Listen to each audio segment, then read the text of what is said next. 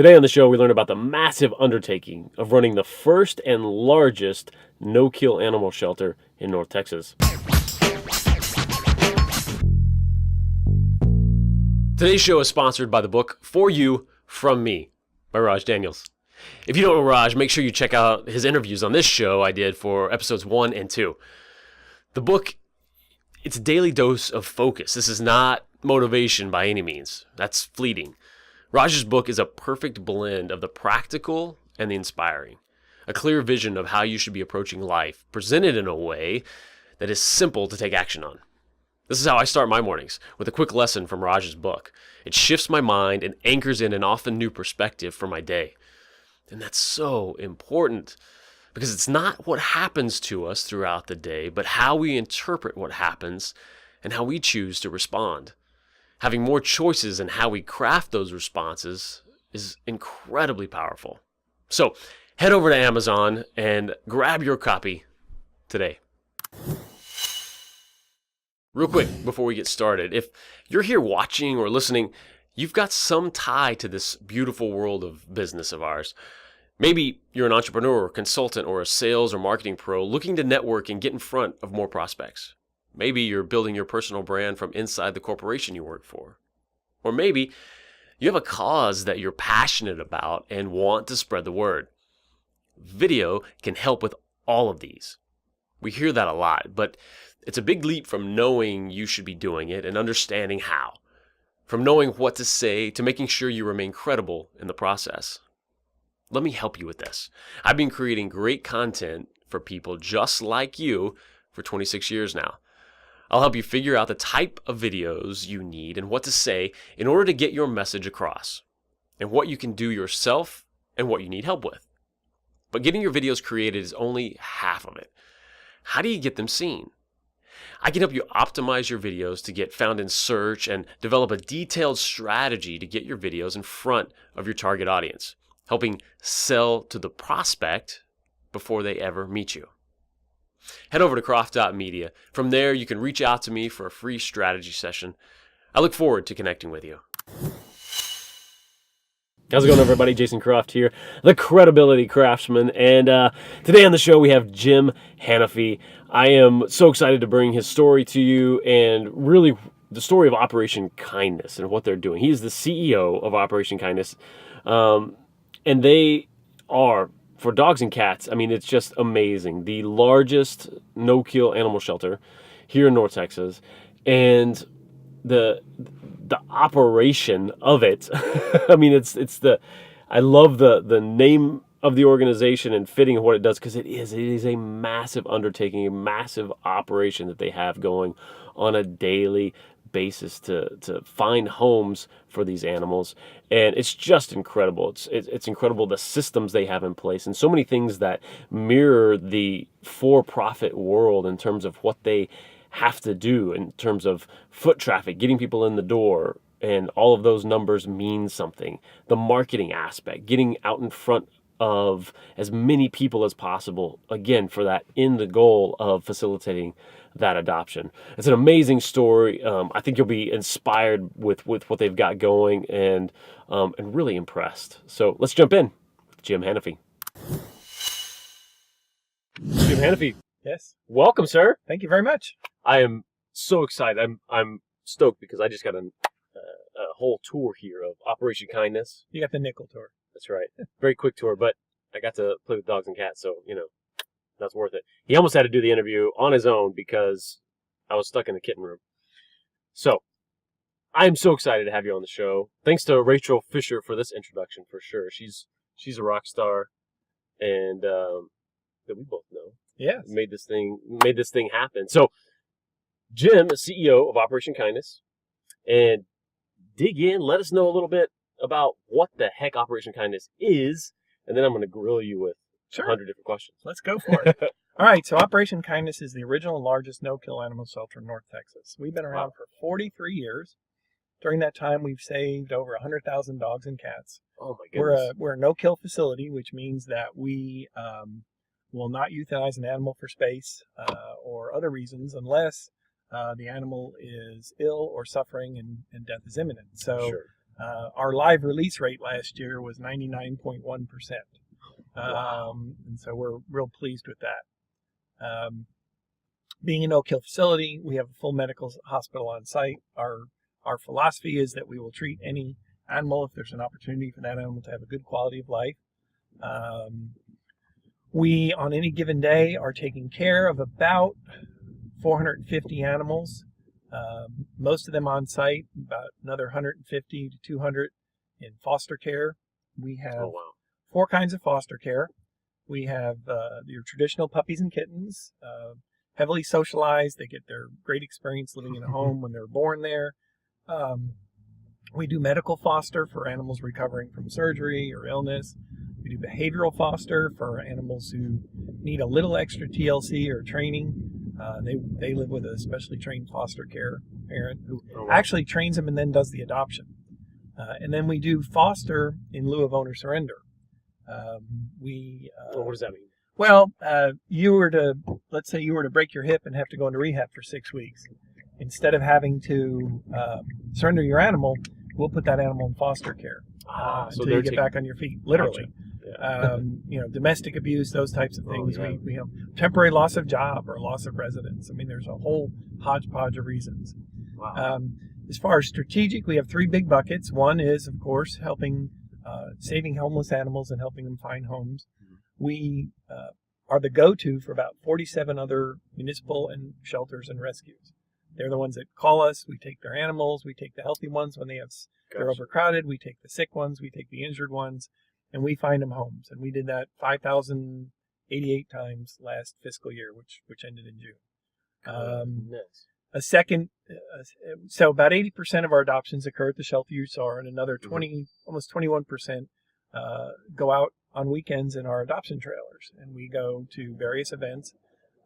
One trailer goes to different, festivals and events and stores, and then the other trailer was purchased for us by our corporate partner, Pet Supplies Plus, and it goes to the Pet Supplies Plus locations on the weekends. Oh, beautiful! So it's a very smart business move on their part when you think about it. So instead of all the brick and mortar of building, enclosures and all that, we bring the animals to their locations, and we do great. For a fraction of the cost. Yeah.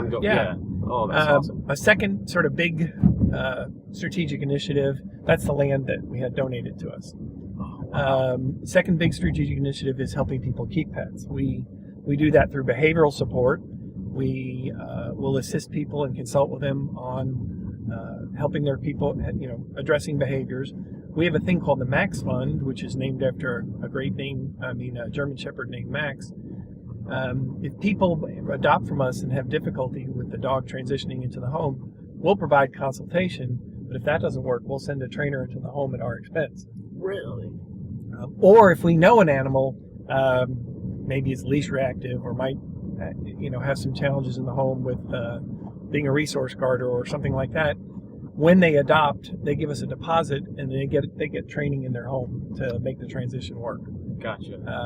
And so that's one way we help them keep pets. We also will assist with some medical areas. Whenever we can, we'll do things at our cost. And we recently, I guess it was a year ago, opened up a pet food pantry, and we provide food to those people who can't afford to feed their pets. And about 20% of surrenders are just because people can't afford to feed their pets. And so we partner with some of the human service agencies around the Metroplex who will, if you qualify for them, you qualify for us. And so rather than make people fill out paperwork twice, we have arrangements with those places. People will bring vouchers to us. Oh, gotcha. MetroCrest Services, for example. Right. They'll bring a voucher to us, and we say, okay, great. Here's some food to get you going. And then whenever we have a large donation of food, we'll contact a bunch of the smaller rescues out there and assist them and give them some food. Wow. And then our last big bucket is Humane Education. We have volunteers that go into schools, go into community centers. We do probably about 8,000 kids a year, providing humane education about being a responsible pet owner. We have kids come to the shelter. We have a reading program where the kids come and read to the animals, which is totally cool. They sit on their little stool in front of the enclosure, and they read a story, and the animal listens intently. And what's really cute is when they they get to a place where there's a picture, they turn and show it to the dog. You know, and the dogs are like, oh, yeah, okay, I get it. So, that is awesome. But that's kind of us in a nutshell. We receive no government funding, no tax dollars. All of our money comes from donations from individuals, the fees we charge, which obviously don't cover expenses, grants, and special events, and that's it. That's amazing. And I really want to dig into even more of that, and sort of the marketing aspect that you have to go through to keep all that rolling and everything that goes into that. But I want to find out how you came into all this. So you've been there 5 years? 5 years, yeah. Okay. 5 years this week, as a matter of fact. Oh, wow. Congratulations. Yeah, I spent the first 38 or so years of my career working in the disability field. I help people with disabilities go to work, and so I, worked my way in various locations, worked at universities and community centers, and prior to this was assistant commissioner of a state agency in Austin. So I was commuting for 6 years and decided I wanted to come back to this area. So I talked to a couple headhunters, and there were clearly positions in my current area, but one of them told me about this position, and I grew up in the dog world. I grew up in the dog show world. My first paying gig was making $5 a day cleaning up poop in the dog show rings. Nice. Great work. And here I am, come full circle. However many years later, here I am picking up poop again. I used to take care of racehorses. You did a lot of that. Yeah, there's a lot of it. But anyway, so they told me about this, and I didn't know about this organization, and which we've remedied quite a bit over the past 5 years. Yeah. So I looked on the website. They had a list of things that they were always looking to have donated. I went and bought a case of food, brought it up, donated it, asked if I could look around a little bit, and spent an hour just kind of watching, and I thought, yeah, I want to do this. And so that's awesome. What was it that you saw? Like, what clicked? Well, the fact that, and you can tell now, especially, it wasn't a gloomy place. Mm-hmm. It was very upbeat. It was very clean, and I felt like the animals were well cared for, and I just loved the mission, especially the fact that it was no kill. Yeah. And having run a state agency before this, I love to say that, the beauty of this is dogs don't write letters to the governor saying I stink. Right. You mess up with a dog, you say I'm sorry, and they're like, okay, we're cool. Right. So yeah, it was. And I'm sure. So there's a when you're doing your spying there, your donation spying, you're seeing certainly, okay, this is something I want to be a part of, but then there's got to be an element too of like, and I know exactly how I can help and take maybe to the next level. Or I think a little bit of it, yeah. I mean, we've really focused a lot on the animal care aspect of it. I brought on a behaviorist fairly early on because it's really important that we can understand animals, how they express themselves naturally, but also from a behavior standpoint. There's some behaviors, if you can just manage them in the shelter, then you can help an animal when they get into a home. You can't fix some behaviors in the shelter where there's 200 other animals around. Right. But you can certainly do that. So that was an opportunity. And then I think really focusing on customer service. I mean, what you don't think about is when we open our doors today at 11 to do adoptions, it's all about the customer experience. Were they greeted? Were they treated well? Did they know what did we help them figure out what they were looking for? Did they enjoy looking around when they wanted to meet an animal? Was that done well? Did we explain everything to them? Were we upfront if there were any concerns? All of those things go into the customer experience. I love that too, because that's something that honestly I never would have thought of as being a part of that happening in this type of organization. Because you think from the outside perspective, you think, well, yeah, you're a donation place. People want an animal. Come get one, help us out. And those commercials, people walk in and they go, I'll take that one. Right. And it's like, that's not the way it works. But these are these elements that I think is just amazing to go in and take these elements from the for-profit, the very traditional business standpoint. Oh, yeah. Because it all applies. Well, and everybody understanding what role they play in making an adoption happen. You guys, you guys who are working I have some, some of these kids work really hard, and they're making sure everything's clean. But you're not just doing that because it looks nice. You're doing that for the sake of the animal, but also to make sure the person who's coming in to visit sees that, and to them that means an animal's well cared for. And, right. And so you go out of your way to make sure that the environment is friendly and upbeat. Yeah. Because that communicates a lot to people. And our medical staff have to be awesome customers, because we provide follow-up care for a couple of weeks in case, the animal develops a cold or something along those lines. Mm-hmm. And, a lot of times people adopt and they kind of get really nervous and worried. And so, again, it's all about their experience. Oh yeah, you don't want going through that buyer's remorse or anything like that, right? And we do allow people to return their pet. I would much rather they do that.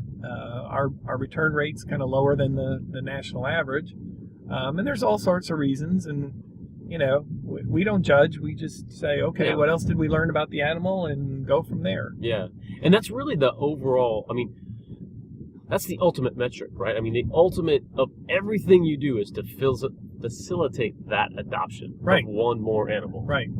Yeah, help somebody keep their pet or help somebody get a new pet. And, and it's a tricky balance. I hate to use the word inventory, but I will. Mm-hmm. We need to, we want to be full when we open, because if we open and we have a bunch of empty enclosures that, at the risk of being overly dramatic, that means some animal somewhere is being euthanized. Mm-hmm. And so we're constantly having to time bringing animals in with animals going out, and making sure that we're full, and trying to respond to as many of our partners as we can.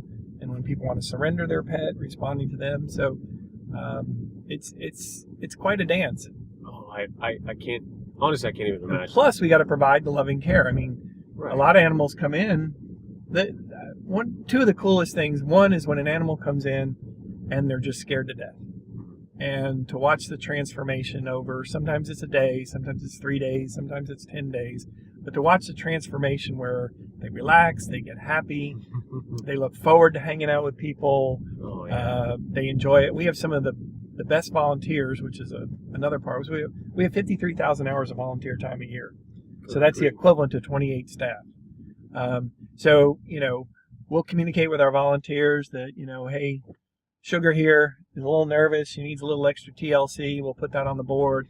And some of our, really sweet, gregarious volunteers will, go hang out with them. So, and then I think the coolest part is to see an animal that comes in that's really injured or really sick. And we get that animal back to health. And then a family comes in or an adult comes in and they see this animal and they get to know him and they connect and they go home, and we get all these pictures, over the next few weeks of how happy the animal is. We had a pit bull named Treasure that was obviously a fight bait dog, and he came in and he had just massive wounds all over his face. And our vet worked on him for a long time, and he had this sort of ingrained thing where he would attack inanimate objects, and he would also pick fights with other dogs, but he couldn't fight. He was terrible. He'd lose. And we had him for over a year, but we worked with him. He developed just a wonderful personality and a loving personality, and a nice family with 2 kids came in and adopted him. Oh, wow. And they're doing great. That's beautiful. So, yeah, it's really cool. That's so interesting. And some of the there's 2 areas that I'm really interested in. One is, certainly to facilitate. They're kind of tied, right? Because it's again, going back to the traditional traditional business world, there's a whole marketing aspect that you've got to go and do for donations and for adoptions and everything. And then an interesting metric that you told me about when we were taking the tour is it's all about people through the doors. It's foot traffic. Foot traffic, yeah. Right? Dig into that for me. Well, we do. I mean, we use the term advance our brand. We have to have our brand out there. We want to be the destination of choice. So we obviously do a lot on social media. We partner with multiple, TV stations, radio stations, wherever possible. We have a marketing person. We've learned over time that if you want free time, you'll get it because you're a nonprofit, but you'll get the coveted 2:30 in the morning slot that nobody's watching. And Right. so what we have learned is if we spend a little, we get a lot. And Gotcha. that is Because and the beauty of what you do, besides it being a nonprofit, besides being helpful, the animal aspects, it helps right. them. It's good TV, it's good Yeah. radio, it's good. Yeah. And so we're always looking for opportunities to kind of promote what we're doing, tell our story. People want to know that, and so that helps us with donations. That also helps drive foot traffic, and Yeah. so people find out who we are. That whole Sarah McLachlan sad weepy story stuff we don't do, and even though we bring in animals that are sometimes in terrible shape, we always want to present the fact that they're in a safe place now. Gotcha. And Yeah. not some sad droopy picture. We get a lot of before and after pictures because it's stunning. Yeah. We have a dog came in 2 days ago that two kind people found in a dumpster in a cage. Oh gosh. And unbelievably matted. And so we did a shave down. We've got a groomer that works with us, and he's really awesome. And so, happy dog. And at some point, that's going to be the love of some family's life. Oh yeah. And so, yeah, we really do have to invest a good bit of our time and energy in marketing and promoting and telling our story, and addressing, quite honestly, a part of the customer service is when you screw up, you have to admit it. Sure. If we goof, we admit it and we try to make it right. And so we pay attention to positive reviews. We also pay attention to negative reviews, and almost contact the people and say, well, what could we have done better? Yeah. Because you have to. Our food pantry is on the corner of Surveyor and what is that? Surveyor and Beltline. Oh yeah. Oh cool. What I'm interested in too is how do you get kind of to the next level with things? How do you up that presence out there and take that? What's missing in that you could use help with, or that you see as a whole there for getting the word out even more? Well, a couple of things. That one sounds counterintuitive, but we as a group, we recognize that we have to run a lean shop, and so what we're focusing our energy on now is being less compartmentalized and doing a lot more cross training. Some Saturdays we are just swamped. I mean, our lobby's full all day long, and we have a limited number of adoption counselors, and so we don't want people to have to wait too long because they're excited. They want to go see an animal. So cross-training some of our animal care staff to be able to show an animal to someone so that they get, those kinds of things, and Gotcha. being able to jump in and help out. We do a lot of behavior training with our staff to work with animals. The other thing sort of tied to that is I read something interesting. In the private sector, you have more customers than you do suppliers. In the nonprofit world, you have more suppliers than you do customers, meaning customers as the funders. A lot of funders, their chief complaint, and individual people as well as foundations, is there's too many nonprofits out there that are too duplicative. So I've counted informally. There's our pet food pantry. It's right. See the dog in the window? Oh, yeah. I counted over 115 animal rescue groups in the DFW area. Really? And they're big ones, they're small ones. There's a lot of really small ones, and it seems what happens is you and I form a rescue, and we're together for a couple of years, and you get mad at me and go start your own rescue. But from a funder standpoint, it's kind of bewildering to be. So we've started reaching out to some of these groups and saying, hey, look, we're kind of all have the same mission. Why don't we, if you're interested, why don't we sit down and talk about how we might do some things together? And And it really, in my mind, it's everything from, just sharing adoption events to a full merger. So we've had a pretty good response, and we've met with probably 6 different groups. One group would like to merge with us, like us to absorb them. Others were talking about, we're doing some joint adoption events. So where's the advantage to us? Well, in order to fill up 2 trailers on the weekends, but still be full at the shelter, I have to have an extra 32 animals. Right. And so we lease some space where they can board and care. But that's sometimes a challenge, to be able to have all those animals in, plus be full at the shelter. So our trailer can go out, and let's say has room for 16 dogs. Well, we may put 12 in there, and we might get a small rescue to come in and put 4 in there. Gotcha. And that helps get some animals adopted. Absolutely. Joint training, things along those lines. And so... Yeah, from the personnel aspect, are you gaining from that as well? Not necessarily. It's just that it's a good thing for our customers. Mm-hmm. It de-stresses us a little bit. We're still going to get 8 to 10 adoptions, and it's a good thing. It's a good thing for the community. And so we're looking at ways to sort of expand our reach, because we're taking advantage of another partner that is in a place we want to be. So she's allowing us to join her. So we're trying to figure out how we expand our reach without necessarily, creating a new program. Right. And so it expands Operation Kindness, because you're still, you're utilizing those facilities still and everything, right? Yeah. And so it's not about close that one down, bring stuff here. It's expanding that out. And we look for people with similar values, that kind of share our philosophy. Mm-hmm. You mentioned sort of what has evolved. In some there's people have told me, in some places it's easier to adopt a kid than it is a dog. Really? Oh yeah, some of these they'll do 2 home visits and all this other stuff. And I had a guy tell me, I gave a presentation at a Rotary once, and he came up and he said, so he wanted to adopt this dog from this rescue, and they came out to his home and interviewed him, and they're going through this checklist, and he's thinking, oh, it's not going real well. And so finally they say, and do you work full time? And he's like, yes, finally I've got one. He goes, yes, I do. And they're like, oh, no.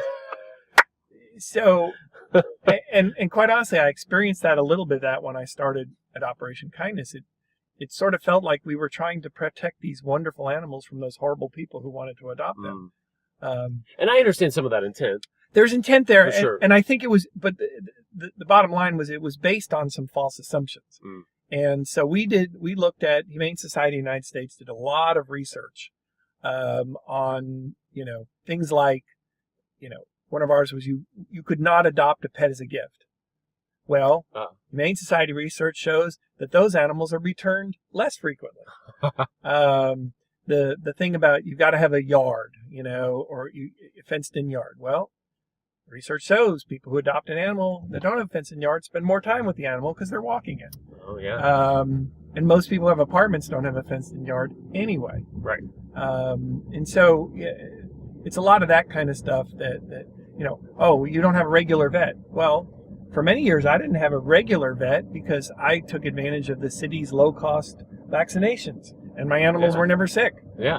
And so once a year, we'd go over there. Right. And so it's not the fact that they're going through these questionnaires at all and that intent behind it, but it was some of these metrics didn't make any sense. They were sort of rigid criteria that just really weren't based on anything. Right. They were based on what people thought was the right thing to do. Right.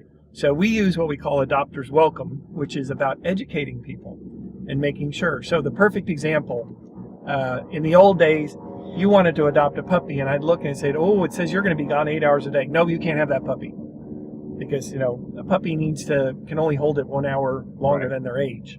So a 3-month-old can hold it 4 hours. Well, instead, educating people and saying, now, let me explain something to you. If this puppy's going to be alone that much time, they will never be house trained. And so let's talk about options. And so a lot of times people say, oh, I never thought of that. Would an adult be better? Sure, let's talk about an adult dog. Or people brainstorm and they say, well, I can get a friend to come home at lunchtime, or you come home this day, so I'll come home that day. Right. Okay, great. And now you have a solution instead of no. Yeah, instead of no. Right. and so or people may have, the animal may jump up a lot, and so it's a puppy, and so saying to someone with small kids, okay, so this animal's going to jump up a lot, and we're going to have to work on that. Are you comfortable with that? And what are we going to do to make sure your kids are okay? Just conversations, educating people, and making sure they know what we're doing. Oh, that's so great. Tell people, inform everybody on the expansion that's happening up there. That's incredible. And then how we can help. Well, we've only got enough money for phase one, so it's a $12 million project. We're going to go from 12,000 square feet to 28,000 square feet. The most important part of what we're doing is we're building a 9,000 square foot medical wing. And that is phase one, right? That's phase one. We build, we treat over 5,000 animals a year in a very small space. In fact, the surgery center I showed you used to be the garage. So we're going to be able to treat more animals. And more importantly, right now, in a shelter, there's two most common illnesses. One is upper respiratory, kennel cough is a symptom. It's like kids in a school. One kid gets sick, they all get sick. Right. And since we bring in animals from so many other areas who may not have been vaccinated, a lot of them were exposed there. They come in, they develop the cold there. Oh, gotcha. Right now, we don't have enough space in medical to house them, so we're having to house animals with colds on the floor. It's a lot easier to contain them if you've got animals with colds over here and your healthy animals over here. And so this medical space will allow us to do that. Same with a little thing called Giardia, which is a little parasite they pick up. And so we're looking forward to being able to do that. Phase two is the expansion of our large dog area, plus adding 2 more cat rooms and another cat porch, known as the catio, which you saw. Yes. And so that will be phase two. And phase three will involve expanding our intake area, improving our lobby, and creating an entrance from Keller Springs. So very like nice. I said, we've raised enough for phase one, and we've got 10 months to raise enough for phase two. As the saying goes, we burn the boats behind us. That's right. It's the only way to do it. We jumped in, and the board is very supportive, and we're going to do our best. So, how can people help? What are all the ways that help support? We say, adopt, donate, or volunteer. Nice. Or all three. All three. And there is a lot of cross-pollination. A lot of our volunteers are adopters and donors. And, they all connect with us in various ways. But it is challenging because we raise our entire budget every year. Plus, we're raising the capital campaign on top of it. So it's definitely challenging. Expansion and everything. Yeah. So, but we love volunteers. We love people to come in, spend time. We're actually starting to recruit volunteers specifically to help us with certain things like IT.